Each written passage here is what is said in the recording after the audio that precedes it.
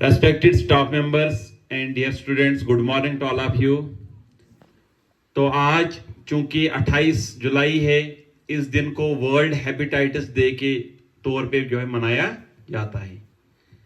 अभी तक आपके सामने बहुत से बच्चों ने यहाँ पे ये बोला कि हेपेटाइटिस क्या है, ये कैसे फैलता है और इसकी जागृति जो है इसकी आज के इस माहौल में बहुत जरूरत है।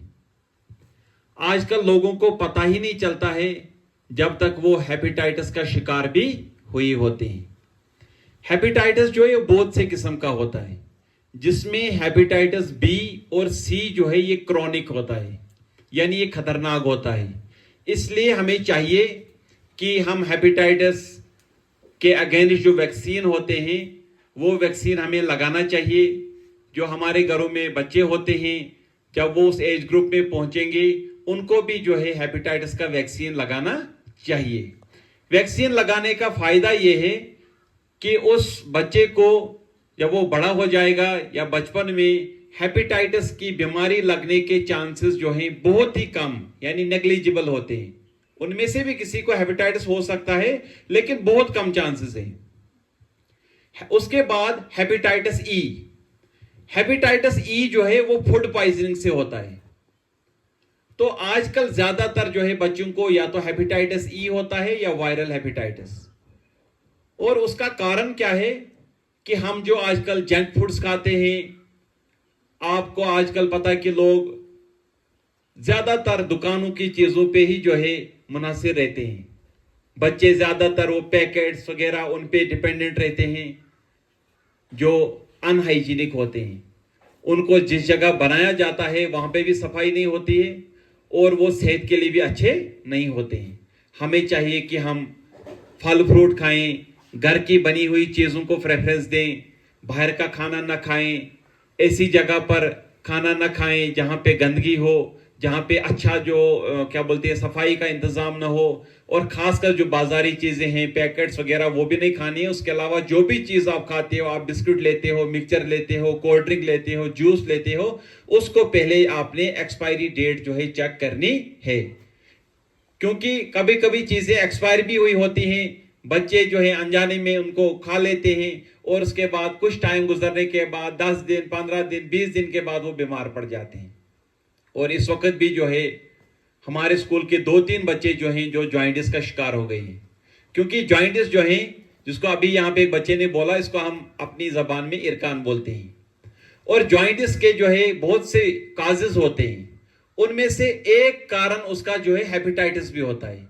क्योंकि हेपेटाइटिस से भी जो है हमारा जो लिवर है वो इन्फेक्टेड हो जाता है और बिलिरुबिन की वैल्यू जो है जब बढ़ जाती है तो उससे भी जो है हेपेटाइटिस हो जाता है और उससे जो है इरकान, जिसको हम पीलिया कहते हैं, वो हो जाता है। और उसके लिए जो है फिर हमने डॉक्टर को भी कंसल्ट करना पड़ता है और इसको बेड रेस्ट की भी जरूरत होती है। उसके साथ साथ हमने अपने खाने का भी ध्यान देना होता है। और एक जो वहम है लोगों में कि जब किसी बच्चे को पीलिया यानी इरकान हो जाता है ना, उसकी आंखों का रंग कैसा होता है? हाँ, पीला हो जाता है ना, लुदुर्ज का सम। तो आम लोग क्या जोड़ते हैं, बोलते हैं इसका पीला रंग है, इस आदमी को हल्दी नहीं खानी है, क्योंकि टर्मरिक का और उसका है ना आंखों का कलर सेम। इस बंदे को जो है येलो कलर के कपड़े नहीं पहनने, उसका और उसका कोई भी आपस में लेन देन नहीं है। आपको यह पता होना चाहिए, जब भी किसी बच्चे को, किसी बड़े को जॉइंटिस होता है, इसका मतलब उसका लिवर कमजोर हो गया। क्या कमजोर हो गया? लिवर चूसमुत कलेजियत वनंची। और लिवर का काम जो है वो क्या है, हमारी बॉडी में फैट्स को डाइजेस्ट करना। हमारी जिस्म में जो है ना, आपने पढ़ा है ना डाइजेशन ऑफ फूड, तो मुंह से जो डाइजेशन स्टार्ट होती है। लेकिन लिवर का जो मेन रोल है वो किसको डाइजेस्ट करता है? फैट्स को। इसका मतलब अगर लिवर कमजोर हो गया तो अगर हम फैट्स वाली खुराक ज्यादा खाएंगे तो लिवर को काम करना पड़ेगा। अगर आप बीमार होंगे, बीमार में काम करोगे, आप क्या ठीक हो जाओगे, ज्यादा बीमार हो जाओगे? शाबाश, जोर से बोलो। ज्यादा बीमार होंगे ना। इसका मतलब अगर हमारा लिवर कमजोर हो गया, उसको काम करना नहीं बनेगा। तो हमने वो खुराक खानी है जिससे हमारे लिवर के ऊपर कोई असर नहीं पड़ेगा। हमने क्या काम करना है, हमने फैट्स वाली चीजों को अवॉइड करना है। आप फ्रूट्स ले लो, अगर आपको पहले पहले जब किसी को जॉइंटिस होता है, उसको खाना खाना नहीं बनता है, उसको ओरली जो है ग्लूकोज वगैरह देना चाहिए ताकि उसको एनर्जी मेंटेन रहे। अगर ओरली भी वो नहीं ले सकता है, फिर उसको जो है ड्रिप लगा के जो है ग्लूकोज चढ़ाना चाहिए ताकि उस आदमी का एनर्जी लेवल भी डाउन नहीं होना चाहिए। पानी जो है ज्यादा से ज्यादा पीना चाहिए, उसके साथ साथ बेड रेस्ट और साफ सफाई का ध्यान रखना है। तो यही वजह है कि आजकल लोगों को अवेयरनेस नहीं होती है और लोग जो है बुनियादी जो वैक्सीन होते हैं वो नहीं लगाते हैं और बच्चे जो है उसका शिकार हो जाते हैं।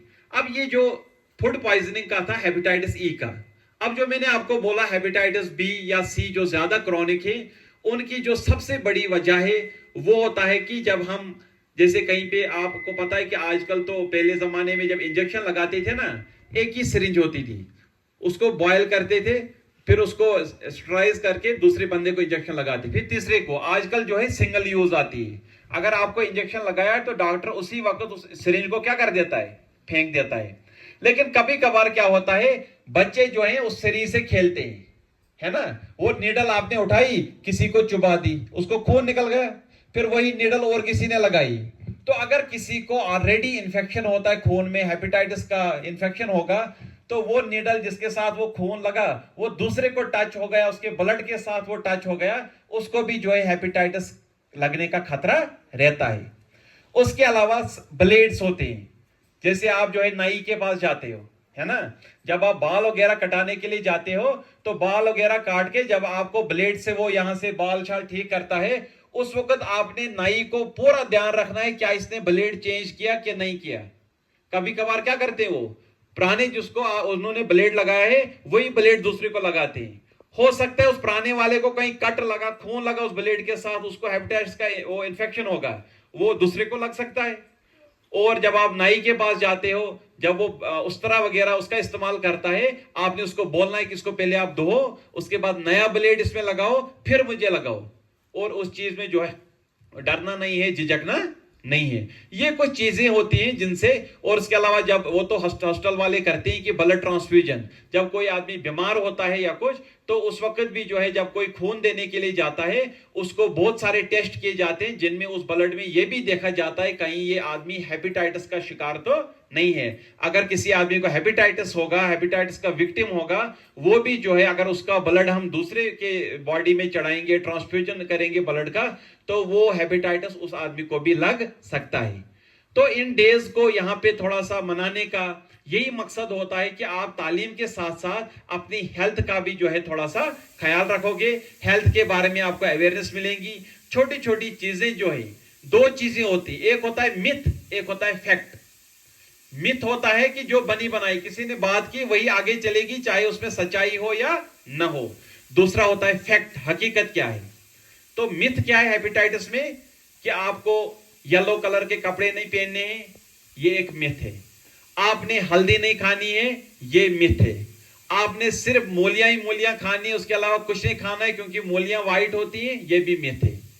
अगर आपको कहीं खुदा ना करे आपको आपके किसी घर के मेंबर को, किसी दोस्त को जो है जॉइंटिस होता है, तो आपने क्या काम करना है, उसको सलाह देनी है कि सबसे पहले वो साफ सफाई का ख्याल रखे, कोई भी बाहर की चीज ना खाए, रेस्ट करे, और जो भी खाना हो उसमें फैट्स को अवॉइड करे, यानी चर्बी, घी, तेल का इस्तेमाल करना है। हल्दी खाने या न खाने से न कभी बिलरोबिन बढ़ता है तो ना घटता है। तो ये चीजें जो है आप लोगों को पता होनी चाहिए, तभी जो है ये दिन जो है हम स्कूलों में मनाते हैं, ताकि इसमें थोड़ी सी अवेयरनेस आ जाए, आप बच्चों को पता चले और आप ये बातें दूसरों को भी बता सकें। और आजकल जो है आपको पता है बारिशों का सीजन है, पानी अच्छा नहीं आता है, और जब आपका पानी साफ ना हो उससे भी बहुत सारी बीमारियां फैलती हैं। तो पानी जब रेनी सीजन होता है उस दौरान में पानी जो है वो बॉयल करके रखना चाहिए और फिर पानी पीना चाहिए, ताकि कोई उसमें कोई इन्फेक्शन ना हो, उसमें कोई बैक्टीरियाज ना हो, कहीं वो आपको कोई इन्फेक्शन काज ना करे। और साफ सफाई का जो है खास ध्यान रखना है।